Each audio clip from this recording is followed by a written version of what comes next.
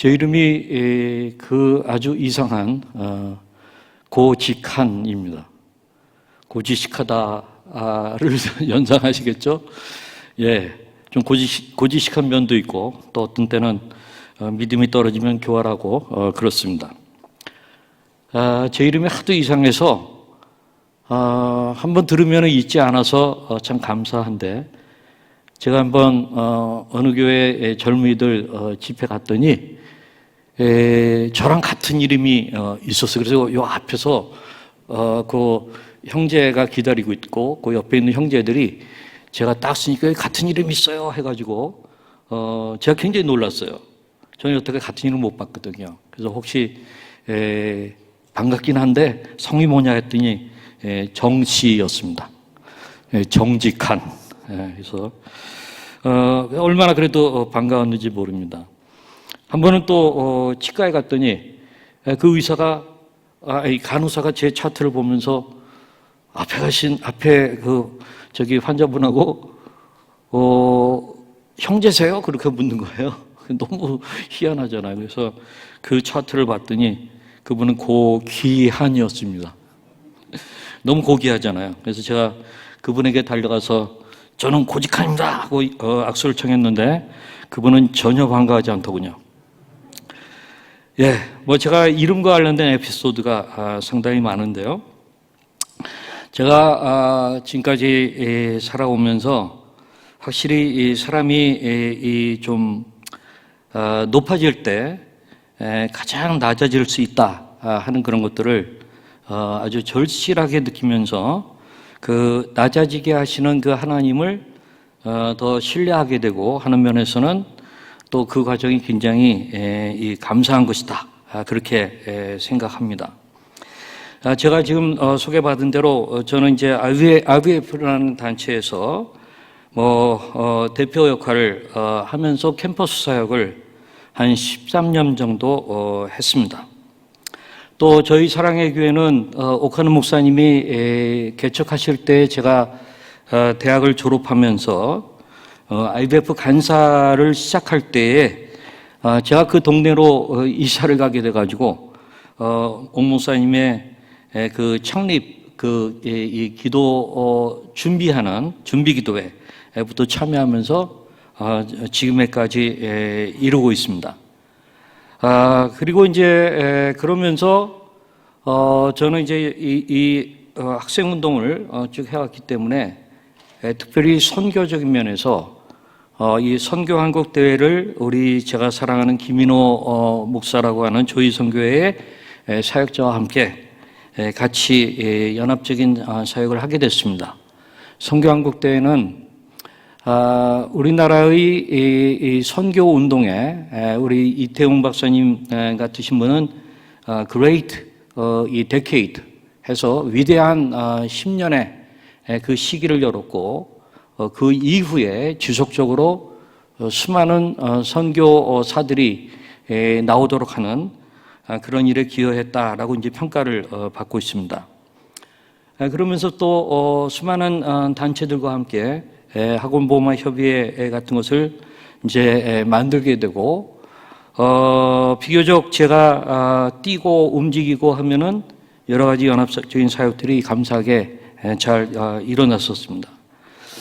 아마 그러면서 아마 제가 가시적으로 전성기라고 이렇게 얘기할 수 있다고 한다면 95년도에 지코의 95라고 그래가지고 1995년에 이 기독교 21세기 운동으로 전 세계에서 한 4,500명 정도의 선교 지도자들이 오게 되었고, 그 다음에 이제 그때 제가 존경하는 CCC의 김준건 목사님의 이 도움과 또 지도로 이 조직국장을 맡으면서 우리 잠실 올림픽 경기장에 거의 한 7만 명에서 7만 5천 명 정도를 모으는 이제 그런 일들을 하면서 지코의 95 SM2000이라고 하는 그 대회에 이제 하이라이트죠. 기도 합주회라고 그래가지고 합주된 기도회, 연합된 기도회, 함께 모여서 한 8만 명 정도가 같이 한 15분 이상 기도회를 하는데, 그것을 제가 이제 기도 운동을 저는 굉장히 좋아하고, 그래서 또 우리 한월산 기도회 기도원 굉장히 제가 사모하고, 또 우리 이천성 목사님 그 기도회 불씨를 이 한국교회에 만드신 그것을 생각하면 저는 참 감사한데, 뭐 그런 일들을 하면서 제가 좀 이 한때 전성기를 좀 맞은 적이 있었는데, 바로 그 95년에 저희 아들이 둘이 있는데 발병을 하게 됐는데, 그 병의 이름이 뭐냐? 조울증이라는 것입니다. 조울증을 아시나요? 조증 때는 높아지고 우울증 때는 떨어지는데, 그거야 다 우리 살면서 기분이라는 게 그런 거 아니냐라고 말씀하시겠지만, 되게 0을 기준으로 해서 보면은 한 3까지 기분이 좋을 때가 있어요. 또 마이너스 3까지 뭐 우울할 수도 있고 우울감에 빠질 수도 있어요. 뭐 여러 가지 사건에 따라서 스트레스가 있으면. 근데 이 조울증이라는 것은 하나의 생물학적이고 유전적이고 좀 이 뇌의 어떤 질환이기 때문에 그것을 넘어서서 3이 아니라 한 5 내지 한 7 내지 거의 10까지도 가는, 그러게 되면은 자기의 어떤 이 자아가 확대되면서 과대망상에 빠지고, 피해의식이 있으면 피해망상에 빠지고, 때로는 어떤 종교망상에 빠지고, 관계망상에 빠지고 하면서 기분이 막 업되고 하는 그러한 일인데, 이것은 가까운 사람들, 배우자라든가 가족에게는 거의 지옥입니다. 그러면서 이제 또 우울한 쪽으로 떨어지게 되면은, 뭐 우울감은 다 우리가 다 있어요. 근데 우울증은 다른 거예요. 어떻게 다르냐? 여러분들 이 바다에 가셔서 이 물이 이제 파도 치는 그 물 속에 발을 하나 들여놓으면 시원하죠. 또 조금 더 들어가면은 뭐 무릎팍까지 차면 시원하죠. 또 허리춤도 시원하죠. 그렇게 하면서 이제 들어가서 그런 걸 느끼는 건 좀 우울감에다가 비교할 수 있어요. 근데 우울증이란 건 뭐냐면, 그렇게 들어가다가 수영도 못 하는데 갑자기 웅덩이에 발을 헛디뎌 가지고 빠지는 거예요. 웅덩이에 빠지면 수영도 못 하니까 어떻게 돼요? 거기서 뭐 오르락내리락 하다가 결국은 익사하기 쉬운 거죠. 그러니까 그거는 불가항력적이기 때문에 자기가 스스로의 힘으로 헤어나오긴 굉장히 어려운 거예요. 그렇기 때문에 수많은 유명한 크리스찬인데 우울증에 빠지면서 자살한다든가, 또는 크리스찬이 아니라 하더라도 굉장히 멘탈이 강했던 사람을 우리는 알고 있는데 우울증에 빠지게 되면 자살하게 된다든가 하는 일들이 일어나는 거예요. 이 때문에 굉장히 이 조울증이라는 게 무서운 거죠. 그 우울증에 빠졌다가 다시 일정 기간이라면 반작용으로 조증에 또 빠지게 되고, 이게 롤러코스터 하듯이 이렇게 일어나는 일이니까 본인에게도 힘들고 가까운 사람들한테는 거의 지옥입니다. 근데 여러분들은 그것만 하더라도 참 우리 고직한 성교사 안 됐다 하는 느낌을 가질 텐데, 뭐 꼭 그러실 필요는 없고요. 더 충격적인 것은 7, 8년 후에 우리 둘째 아들조차 조울증으로 발병을 했어요. 거의 재앙이죠. 또는 저주라고 할 수 있죠. 이제 그런 일들을 겪으면서 제가 지금까지 우리 큰아들의 발병 이후 27년을 지내오고 있는데, 제가 이제 그런 얘기를 해요. 지난 27년 동안 나는 지옥을 50회 정도 갔다 왔다. 나와 저희 아내와 우리 가족이. 왜냐하면 한 번 입원할 때에 2-3번 정도를 지옥에 가거든, 같이. 근데 우리 큰아들이 4번 정신병원에 입원했고 작은아들이 13번을 입원했어요. 합치면 17번이죠. 그렇기 때문에 곱하기 3하면 50일 해서 제가 50회를 지옥에 다녀왔다라고 말하는 것은 근거가 없는 얘기가 아닌 것입니다. 근데 참 감사한 것은 우리 가정은 망가지지 않았습니다. 그 이유는 뭘까? 저는 오늘 말씀해 보게 되면 이스라엘의 이제 멸망을 예언하고 남유다조차도 이제 멸망할 것을 예언하는 그 이사야의 말씀 사역 가운데에서 나타나는 키워드가 있는데 그것은 우리가 잘 알고 있는 임마누엘, 하나님이 우리와 함께 하신다는 것이죠. 무슨 에덴 동산을 거닐 때의 임마누엘 그것을 얘기하는 게 아니라 다가올 심판과 재앙과 아주 이제 이 고통 속에 빠지게 되고 지옥 같은 일들이 하나님의 백성들 가운데 일어나는데 그 맥락 속에서 임마누엘이라고 하는 단어가 어떻게 보면 전혀 어울리지 않게 나타나고 있는 것입니다. 바로 그 임마누엘의 하나님의 은혜 때문에 저희 가정은 무너지지 않았고요. 더 나아가서 제가 조금 이따 얘기하겠습니다만 우리 두 아들은 하나님 은혜의 살아있는 징조와 예표가 되는 것을 저는 확신합니다. 그리고 많은 사람들이 또 그렇게 알면은 그렇게 공감해 줍니다. 다만 그 은혜 가운데 우리는 작은 믿음으로 반응했었을 뿐입니다. 여기 이사야서 이 본문 8장에 보게 되면은 큰 서판에다가 통역 문자로 마헬살랄 하스바스라고 쓰라고 명하십니다. 이 말은 무슨 뜻이냐면 곧 약탈과 노획이 신속하게 이를 것이라고 하는 뜻입니다. 이사야는 하나님의 명령에 순종하여 큰 서판을 취하여 글을 기록하였습니다. 하나님께서는 이사야에게 계시를 기록하게 하시고 다른 사람들을 택하여 그 말씀을 증거케 하셨습니다. 그래서 이러한 이 서판에다가 그 이름을 쓰게 하는 일들이 있고 나서 이사야가 그의 아내와 동침하여 아내가 잉태하였습니다. 하나님께서는 이사야의 아내가 잉태하여 낳은 아들의 이름을 마헬살랄 하스바스라 하고 지시하셨었죠. 바로 이것은 하나님께서는 이사야의 아들을 통하여서 역사의 방향을 계시하셨던 것입니다.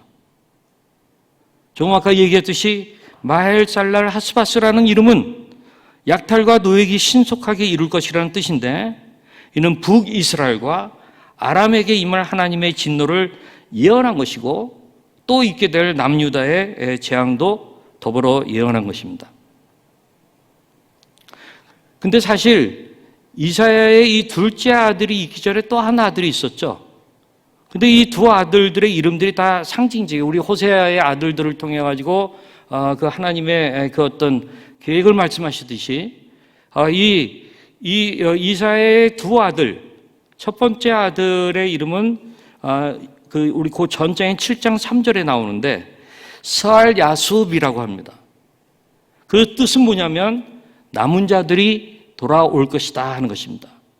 계속 북이스라엘과 하나님의 백성인 남유다에 대해서 심판과 어떤 하나님의 진노가 얘기가 되면서 그 첫 번째 아들에 대해서는 그래도 스알 야숲, 남은 자들이 돌아올 것이다 하는, 남은 자들이 돌아오게 하는 그런 일도, 그런 것을 예언하는 이름을 짓게 했습니다. 그리고 이제 두 번째 아들의 경우에 계속 얘기했듯이 마헬살랄 하스바스라고 하는 파멸이 임박했다 하는 그런 의미의 이야기입니다. 제가 7절부터 8절을 세 번역 성경으로 좀 쉬운 번역이기 때문에 읽어드립니다. 나 주가 저 세차게 넘쳐 흐르는 유프라테스 강물 곧 아시리아 왕과 그의 모든 위력을 이 백성 위에 뒤덮이게 하겠다. 그때 그물이 온 색강을 뒤덮고 뚝마다 넘쳐서 유다로 밀려들고 소용돌이 치면서 흘러 유다를 휩쓸고 유다의 목에까지 찰 것이다. 임마누엘 하면서 여기 하나님께서 우리와 함께 하신다 하는 거는 이제 해석까지 하고 세 번역이 그 7절, 8절을 기록하고 있어요. 저는 여기에 이 7절, 8절에 이어서 그 다음에 계속되는 말씀 가운데 다 보지는 못하고 16절과 18절을 제가 이제 같이 읽자고 했었는데, 여기에 보게 되면은 16절부터 18절의 말씀이 세 번역으로 보면 또 이렇게 나오고 있어요. 이사야, 나는 이 증언 문서를 밀봉하고 이 가르침을 봉인해서 나의 제자들이 읽지 못하게 하겠다. 아주 비밀스러운 거라는 거죠.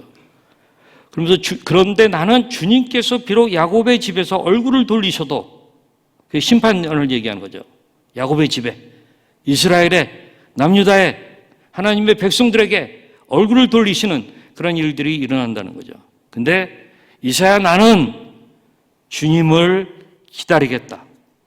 나는 주님을 의지하겠다. 내가 여기에 있고, 그 다음에 나오는 말이 굉장히 의미심장하고 저는 이것을 묵상하면서 너무나도 큰 은혜를 받았어요. 그 다음에 나오는 말이 뭐냐?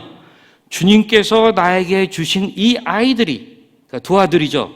하나는 스알 야숲, 남는 자가 돌아오리라 하는 그 예언적인 그 첫째 아들의 이름, 마을살랄 하스바스, 약탈과 노예에게 신속히 이를 것이다 라고 하는 두 번째 아들의 그 이름을 가진 그 아이들이, 주님께서 나에게 주신 이 아이들이 여기에 있다. 나와 아이들은 시온산에 계시는 만군의 주님께서 이스라엘에게 보여주시는 살아있는 징조와 예표다. 이 두 아들은 우리 주님께서 이스라엘에게 보여주시는 살아있는 징조와 예표다라고 이야기하고 있습니다. 저는 이 말씀들을 묵상하면서 제가 이사야라는 얘기도 아니고 우리 두 아들들이 이런 아들들이라는 얘기는 아니지만, 그러나 비슷한 맥락 속에서 어떤 하나님의 진노와 하나님의 그런 어떤 심판적인 그런 것들을 나와 내 가정이 겪으면서 그 두 아들의 제가 지은 이름이 있는데요. 그것이 저희를 살리는 아주 중요한 요인이 됐었습니다. 여기 그 7절에 보게 되면은 막 파도가 넘쳐가지고 유다의 목에까지 찬다고 하는 그런 표현이 나오는데, 이것은 이제 그 심판의 이제 임할 그 심판의 파도, 이런 것들이 그냥 그 아래 누구도 감당치 못하고 휩쓸려 갈 수밖에 없는 그러한 파도가 일어난다고 하는 그러한 이야기입니다. 제가 이제 비슷한 장면이 하나 떠오르는 게 있는데, 유튜브에 가게 되면은 내셔널 지오그래픽에서 만든 영상인데, 엄청난 파도에 휩싸일 때에 살아남는 법이라고 하는 그 영상이 있어요. 제가 우연히 그 영상을 보다가 너무나도 많은 그 깨달음과 도전과 은혜와 나는 이렇게 해야지라고 하는 것을 이제 했는데, 그 영상 뭐냐면 어느 부부가 바닷가의 이 바위 위에서, 아주 따개비도 많고 막 따갑겠죠, 굉장히. 그런데 거기에서 이제 이 파도에 오는, 작은 파도들이 오는 걸 감상하고 즐기고, 또는 이렇게 좀 물방울 튕기는 것도 이렇게 좀 즐기고 그러다가 저쪽에서 큰 파도가 몰려오고 있는 거예요. 어마어마한 5, 6층의 어떤 집의 높이 같은 그런 파도가 몰려오는데, 봤는데 이걸 어떻게 감당할 수가 없는 거죠. 그 파도가 몰아치게 되니까 이 부부가 거기 이제 휩쓸려 가는데, 내셔널 지오그래픽 영상에서는 거기서 어떻게 해야 여기서 살아남느냐 하는 질문을 던지면서, 아마 어떤 사람들은 거기 오는 파도를 보고 그 바위에 아주 바짝 엎드릴 것이다. 라고 이제 그 방법을 택하는 사람이 있는데 그것은 그렇게 해가지고는 안 된다. 시속 50에서 60km 이상의 그 물 파도로 몰려오는데 거기 따오려 휩쓸려 가면서 그 다른 바위에 부닥치고 휩쓸리고 거의 큰 상처와 함께 죽게 되는 그런 것을 얘기하죠. 두 번째는 그 파도가 오면 수영을 잘해요. 내가 저 파도에 뛰어들어 가지고 막 수영하면서 나는 피하리라 라고 수영 잘하는 사람들은 그렇게 생각할 수도 있어요. 근데 그것도 불가능한 일이다. 이 빠른 속도의 파도에 휩싸여 가지고 역시 첫 번째 경우처럼 죽게 마련이다. 그러면서 거기에 이제 한 가지 그 대안이 있는데 이 남자가 또는 뭐 이 부부가 파도가 몰려오는 그 사이에 골든타임에 거기 이 바위 자기들이 있는 곳에 조그만 바위가 있는 것을 보고 그 바위를 붙잡고 손깍지를 꽉 쥐고 얼굴을 숙이고 거기에 이제 이렇게 달라붙어 있는 거죠. 그러면 엄청난 파도가 몰아치면 이 바위에서 이 파도가 좀 충격이 좀 덜해지고 그런 가운데서 이 꽉 잡고 있으면 그 파도가 이제 지나가면서 살 수 있다라고 하는 그러한 얘기입니다. 저는 이 영상을 보면서 제가 저의 이 엄청난 파도에 재앙의 파도에 그래도 우리가 살아남아 있었던 건 뭘까 하고 이제 생각해 볼 때 감사하게 거기에 은혜의 바위가 있었던 거예요. 그리고 그 은혜의 바위를 꽉 붙잡게 된 거예요. 마치 하나님이 이사야에게 그 심판과 재앙에 대해서 얘기하면서 그 맥락 속에서 임마누엘 하나님께서 우리와 함께 하신다 라는 그러한 이 메시지를 주면서 아니 심판과 재앙 속에서 하나님이 우리와 함께 하신다 라고 하는 그러한 은혜, 그 견고한 바위 그거를 보여주고 그것을 붙잡아서 우리가 거기 나중에 우리가 봤듯이 이사야는 나는 나무리라 나는 여호와를 바라보리라 은혜의 바위를 붙잡고 있으리라 라는 그러한 표현이 거기에 나오는 셈이죠. 그래서 저는 그 은혜의 바위가 뭘까 하는 것을 제가 좀 생각해 보게 됐어요. 제가 이제 이건 뭐 처음부터 뭐 그게 있어서가 아니라 그냥 하다 보니 저한테 형성된 하나의 방법이었어요. 저는 이제 그것을 112라고 그래요. 이 도둑 만난 자가 112 전화해가지고 경찰을 불러서 구조를 요청하듯이 저한테는 112였어요. 첫 번째 이름 뭐였냐? 회개였습니다. 회개. 엄청나게 회개하게 되죠. 없는 것까지도 만들어서 회개하게 돼요. 이 뱃속에 있는 그런 것들이 다 토해내고 오장육부에 있는 것 다 토해내는 그런 회개를 하지 않을 수가 없어요. 그 바위를 붙잡고 정말 이 회개하게 되는 거예요. 제가 이 얘기는 더 안 하겠습니다. 다 여러분 잘 아시는 거기 때문에. 112의 두 번째 이름 뭐였냐? 저한테 어떤 그 키워드가 떠오르는데 예전부터 제가 갖고 있었던 생각인데 그 상황 속에서 떠오르는 생각은 상처 입은 치유자라는 말이었어요. 헨리 나우엔의 운디드 힐러라고 하는 말이었어요. 그러면서 하나님, 우리가 지금 엄청나게 상처를 받고 있지만 상처 입은 치유자로 바꾸게 될 것을 믿고 주장하는 그러한 그 은혜의 바위를 꽉 잡고 그 파도를 맞는 그런 일들이 우리에게 있었던 것 같아요. 그래서 그 상처 입은 치유자를 생각하게 되면은 The Wounded Healer, 그 상처 입은 치유자가 누구이신가? 자신은 죄도 없이 하나님의 아들로 이 땅에 오셔가지고 모든 인류의 죄악을 감당하시면서 십자가에서 죽으신 그 예수 그리스도, 우리가 이 고난 주간에 우리가 기념하고 있는 그 예수 그리스도, 그분이 상처 입은 치유자의 가장 완벽한 모델이 아닌가 하면서 그 예수 그리스도를 붙잡게 되고, 그 예수 그리스도의 십자가를 붙잡고 있다가 보면은 성경 속에서 그 예수님이 사흘 만에 다시 일어나신, 부활하신 그것을 생각하면서 십자가와 부활을 붙잡게 되는 그러한 일들이 일어나게 됐던 것을 생각하게 됩니다. 그러다 보니 제가 무너지지 않고 살아날 수 있는 힘을 하나님이 주셨던 거예요.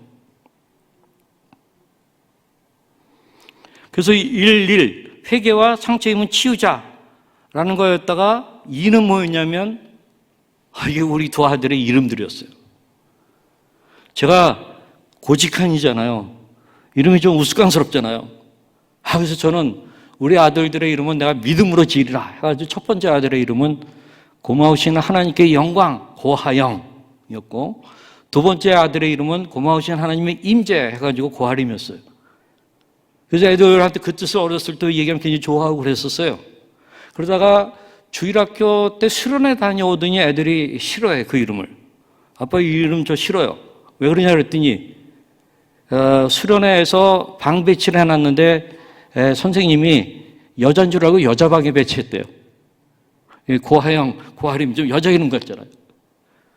야, 그래도 이거 어떻게 하냐, 호적에 다 올렸고, 그러니 그냥 살자 해가지고 이제 고하영, 고하림으로 사는데, 제가 그 파도가 막 밀려오고 회개하고 그 다음에 상처 입은 치유자라고 하는 것들을 묵상하고 그걸 붙잡고 그러는 가운데 또 떠오르는 것은 하나님, 고마우신 하나님께 영광을 돌리는 아이인데 이게 영광입니까?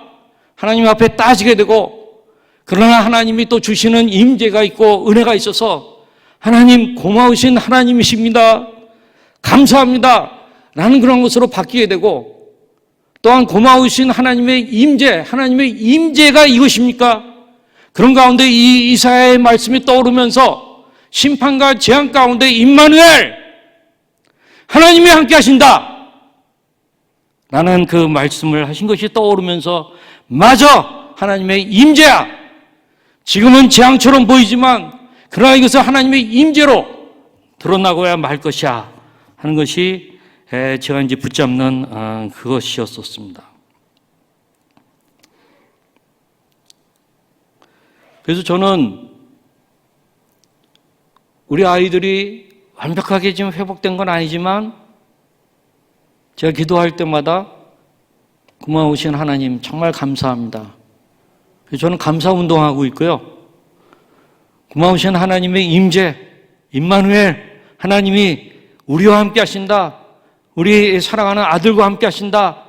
또한 우리 이 고아형, 애기도 같이 하고 그들이 함께 하나님께 영광 돌린다 하는 그런 것들을 믿으며 선포하며 기도하고 있어요. 그래서 저는 여기에 있다. 나와 아이들은 시온산에 계시는 만군의 주님께서 이스라엘에게 보여주시는 살아있는 징조와 예표다 라고 이사야가 믿음으로 얘기하는데, 저도 좀 흉내내면서 우리 아이들의 이름은 살아있는 징조와 예표다 하는 것을 저는 믿습니다. 이렇게 선포합니다. 그런 가운데 하나님께서 3년 전에 기적과 같은 일들이 일어나게 됐어요. 우리 큰아들이 자기 부인하고 같이 아마 대화를 많이 하고, 얘네들이 참 기도를 많이, 특히 우리 며느리가 기도를 많이 해요. 둘 다 이제 예수전도단 DTS 훈련 받고 그랬던 이제 애들인데, 며느리가 더 기도를 많이 하고 우리 아들이 이제 저한테 왔어요. 그러더니 하는 얘기가, 아빠, 제가 얘가 IT 쪽에 컨텐츠 크리에이터로서 일을 하고 또 그걸로 이제 먹고 사는데, 제가 이제 유튜브에 좀 진출하고 싶어요. 근데 유튜브를 하기 시작하면은 뭔가 경쟁력 있는 주제가 있어야 되고, 그 다음에 또, 재미있는 스토리도 좀 있어요. 감동적인 스토리가 있어야 되고. 잠깐 하다가 말 게 아니라 지속 가능성 있게 해야 되거든요. 그래서 자기네들이 이게 뭘까 생각하니까 조울증이라고 하는 문제였다는 거예요. 조울증. 그래서 제가 그 말을 들으면서 가슴이 찡했어요. 드디어 얘네들이 운디드 힐러, 상처 입은 치유자로 살겠다는 그러한 얘기구나 하는 것이 얼마나 감사했는지 몰라요. 그래서 이제 첫 방송을 우리 아들 며느리하고 저와 아내하고 그러니까 시아버지가 며느리하고 시어머니가 며느리하고 같이 이제 그 방송을 하는 것이었어요. 그 방송의 이름은 조은의 마음약국이에요. 조울증과 우울증을 줄여서 조우. 우리 큰아들의 별명이에요. 방송명이에요. 그 조은의 마음약국이라고 유튜브에 검색해서 치시면 거기 한 30개가 영상이 올라와 있어요. 지금 거기 구독자가 한 5,300명, 400명 이렇게 되나 그래요. 3분의 1은 당사자, 또 3분의 2 정도는 아마 가족, 그래 또는 호기심과 관심이 있어서 돌아와 보신 분들, 이제 그렇게 하면서 보는데 이것을 해나가는 3년 동안에 기적 같은 일들이 너무 많이 일어난 거예요. 근데 우리 둘째 아들 부부도 여기에 참여하게 됐어요. 재밌는 건요, 우리 둘째 아들 부부의 부인들이 첫째 며느리와 둘째 며느리가 자매예요, 자매. 우리는 그 집이 겹사돈 집이에요. 희한하죠? 네? 그리고 이제 첫째 아이는 3명의 2명의 딸, 그다음에 1명의 아들, 3명의 이제 손녀, 손자가 있는데, 아직 둘째 아들은 결혼한 지 한 7년 됐지만 아직 아이는 없어요. 근데 또 재미있는 건 첫째 아들의 부인, 첫째 며느리하고 둘째 아들의 이 부인하고가 이 순서가 뒤집혔어요. 그러니까 요렇게 겹사돈이 아니라 우리 저게 아니라 요렇게. 뭔 얘기인지 아시겠어요? 우리 첫째 아들의 이제 그 첫 딸이 지금 초등학교 2학년인데 얘는 이제 초등학교 1학년 때 아마 자기 뭐 소개하고 뭐 등등 그런 게 있을 거예요, 학교에서. 반에서. 근데 자기 아이들한테 우리 엄마하고 우리 또 이모라고 부르는데 가 이렇게 같이 자매고 그래 뭐 하면서 얘기해. 우리는 겹사돈 집이야 라고 얘기했는데 애들이 무슨 말인지 모르잖아요.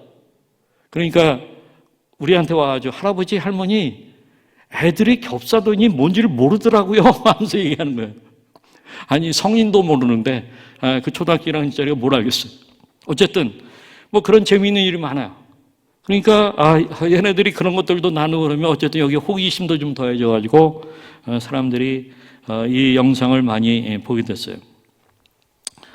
그러다 보니까 작년 가을에는 조선일보에서 이것을 좀 다루겠다 했고 그래서 나왔고, 또 올해 1월 달에는 동아일보에서도 좀 다루고 싶다, 많은 사람들한테 용기와 희망을 준다 해서 좀 다뤘고, 또 하나는 대한정신의학회에 우리나라 정신과 의사들 전문의가 한 3,000여 명이 다 있는 의학회인데 거기에 온라인 정신건강 페스티벌 하는데 거기서 연락이 왔어요. 한 교수가 우리 스토리를 갖다가 이 15분짜리로 한 3권 내가 같이 만들고 싶다 해가지고 가서 이제 찍었어요.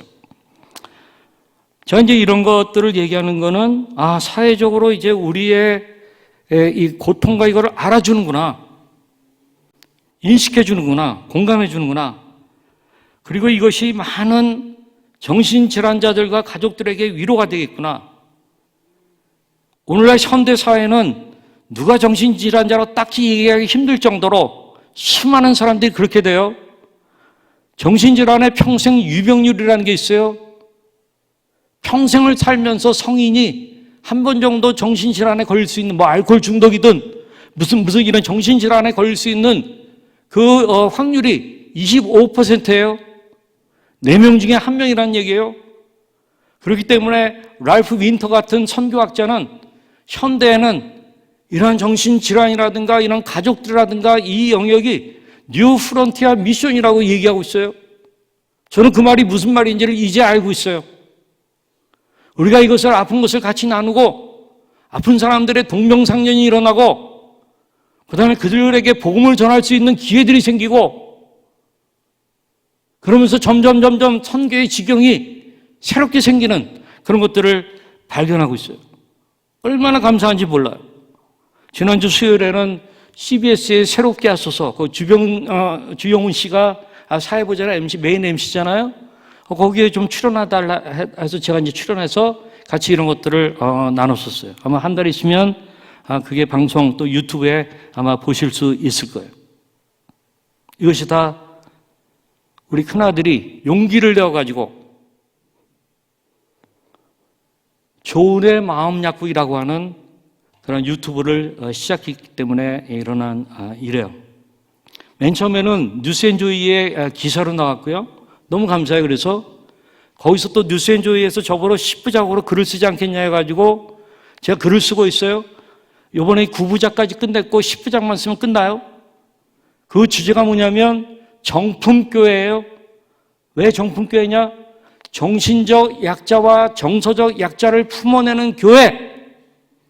교회라면 마땅히 우리 하나님의 아들이 성신이 되어서 내려와서 그 많은 약자들을 품어내고 죄인들을 품어낸 것처럼 진정한 의미의 교회라고 한다면 정신적 약자와 정서적 약자까지도 품어내는 정품교회, 그 정품교회가 돼야 된다 하는 게 제 소신이에요. 이게 성경의 또 확신이에요.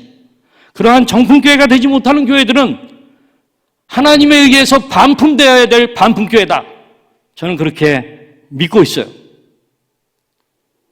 저는 교회 와서 정신적인 약자이기 때문에 배제와 격리의 대상으로 취급당하고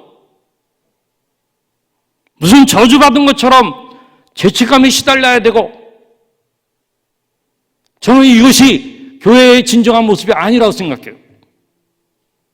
그래서 이제 그런 정품교회론을 이제 펼치고 그러다가 이제 뉴스앤조이에서 이 다큐를 만들어주고 뭐 그런 가운데 조선일보, 동아일보 등등에서 이렇게 파급 효과가 일어나게 된 것입니다.